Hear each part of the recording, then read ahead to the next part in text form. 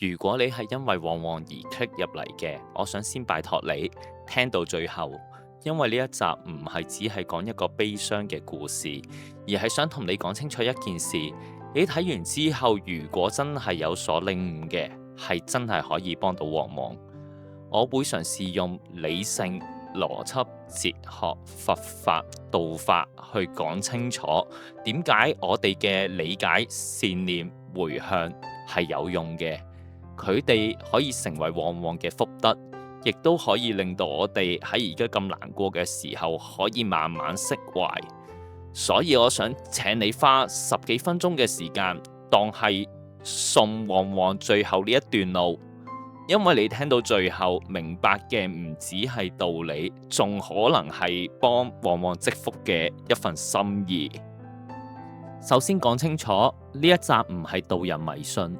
亦都唔係要將一切都講到好神怪。啱啱相反，我係想用理性、邏輯、哲學嘅方法去睇下佛法、道法同埋因果，究竟係咪只係迷信，定係其實佢哋一路都喺度講緊一啲好深入嘅現象、生命嘅延續、變化之中嘅規律、人心同埋行為所留低嘅結果。我哋唔急住將一切都歸咎去一啲好神怪嘅嘢，亦都唔急住將一切都講成絕對嘅真理。我哋淨係想搞清楚一件事：輪迴係啲乜？善處係咩？旺旺點解會咁有福報？而我哋所做嘅嘢，究竟係咪真係可以幫到旺旺積福呢？我哋身處喺呢個世界，見到嘅往往係變化，氣候會變，但係四季嘅循環不變。日出日落會變，但係晝夜交替係不變。月亮有陰晴圓缺，但係佢運行嘅規律不變。生命有生老病死，背後嗰啲因果輪迴流轉都係不變。所以我哋今日唔係去睇一啲變化，而係由呢啲變化入面去探討嗰個更加深層嘅規律。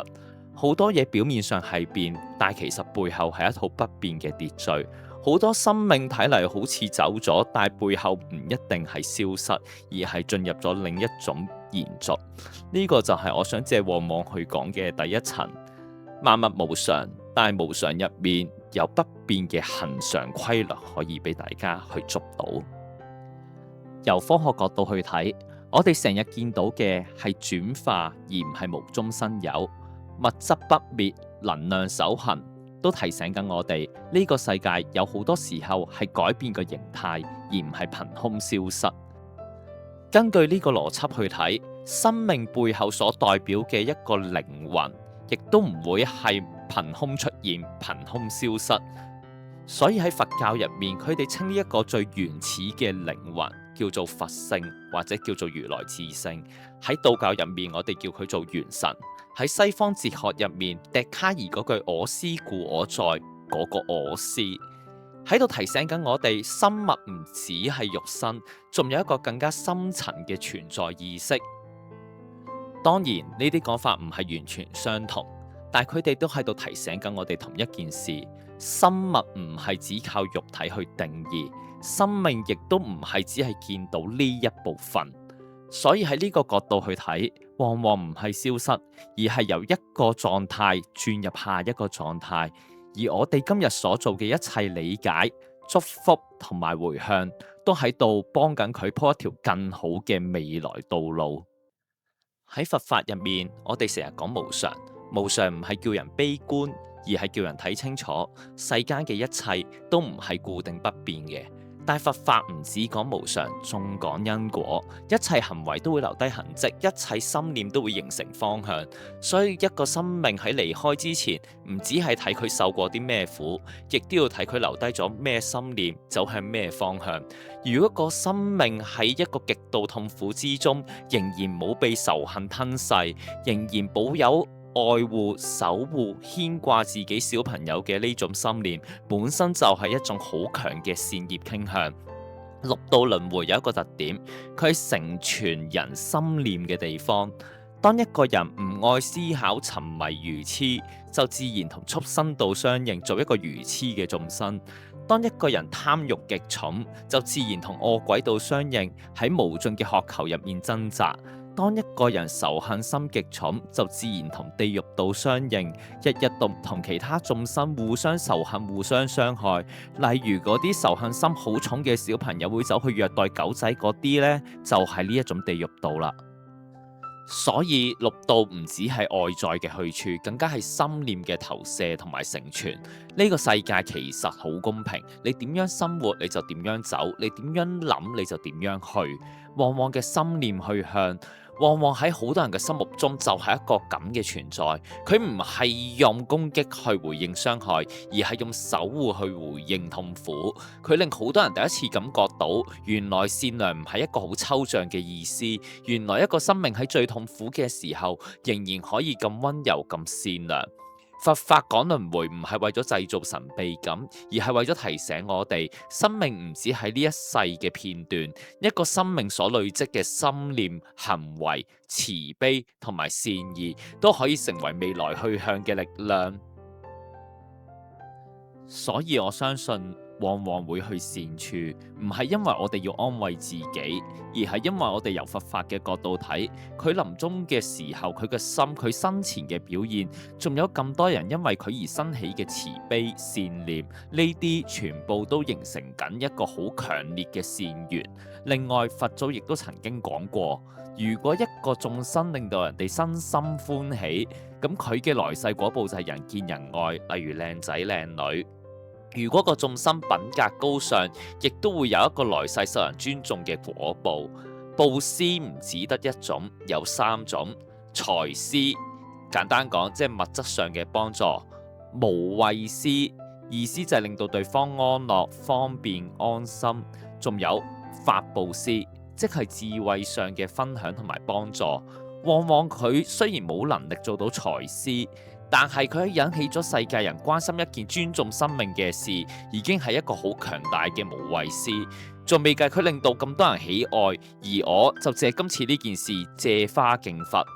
往往冇咁多人會聽我講嘢，所以而家係往往借我把口同大家分享佛法嘅智慧，所以我只係幫緊往往執行緊法布施。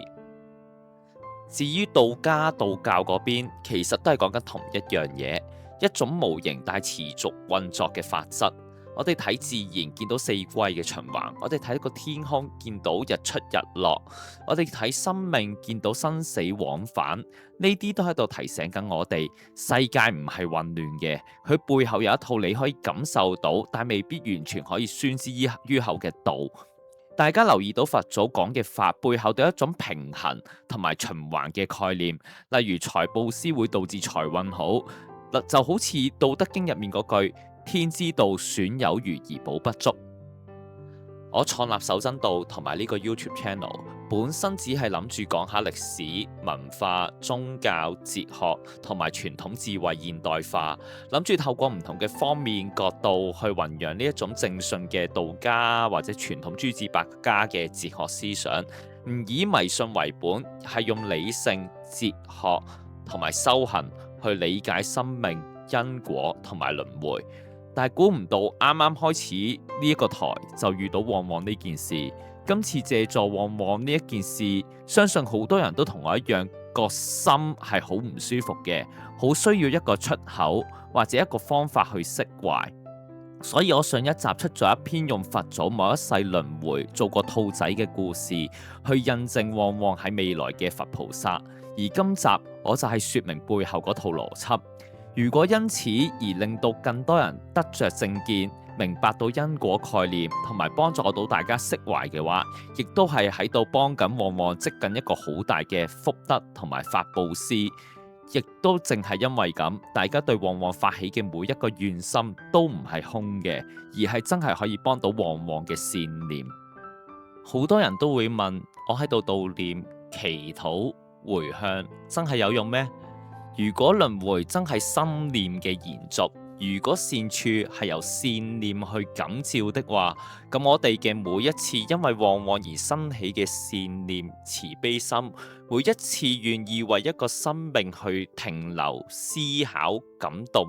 其實都係一種真實嘅力量。呢啲力量唔會因為旺旺離開呢一刻就會消失，佢會繼續流動，佢會成為旺旺去處嘅助力，亦成為我哋自己內心嘅療愈。法布施唔只係將經文念出嚟，或者將個道理背出嚟，真正嘅法布施係將正確嘅見解、意思、慈悲、善念帶俾其他人。如果一個觀眾因為旺旺而停低，願意聽完成段內容，願意明白多一啲六道輪迴，願意多理解一啲咩叫善處，多理解一啲咩叫法，咩叫因果，咁呢個本身就係法布施嘅一部分。因為呢條片唔只係你見到旺旺，佢仲令你接觸到更加多深入嘅內容。你開始思考人生、思考生命、思考善惡、思考輪迴、思考乜嘢先係真正值得守住嘅嘢。如果有人因為旺旺嘅故事而有所得着，因為旺旺而開始理解慈悲，因為旺旺而唔再只係睇表面嘅嘢，而係走向更深入嘅反思，呢一份所得係好大嘅善緣，而呢份善緣係旺旺有份㗎。所以呢集真正嘅主題唔係講完就算，而係唔好忘記旺旺，要令件事繼續發展落去。件事繼續發展唔係為咗延長憤怒，而係為咗延長記憶；唔係為咗製造仇恨，而係為咗令更加多人都記得善良嘅生命唔應該被咁樣對待。如果旺旺嘅故事可以令到更加多人理解咩叫慈悲、輪迴、因果、法布施、回向等等，咁旺旺佢就會另外再獲得更多嘅福報。佢嘅故事亦都會開始轉化成其他人嘅善因，呢個就係對旺旺而家呢一刻最好嘅回報。如果你願意將呢一條片分享出去，俾其他仲未釋懷嘅人，或者俾其他想幫旺旺做更加多嘅人，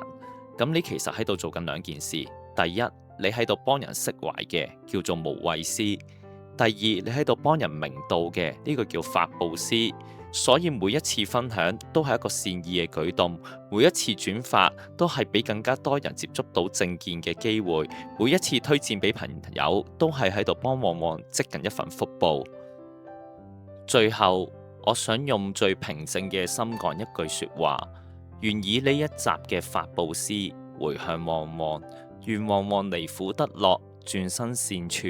願所有因為旺旺而接觸到法布施、理解慈悲、理解因果嘅人，都將呢一份所得回向俾旺旺，成為佢最大嘅福德資糧。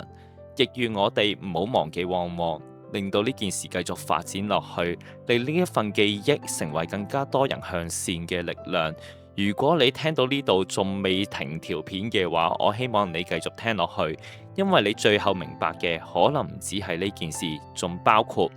旺旺點解唔應該被忘記，而我哋點解真係可以幫到佢。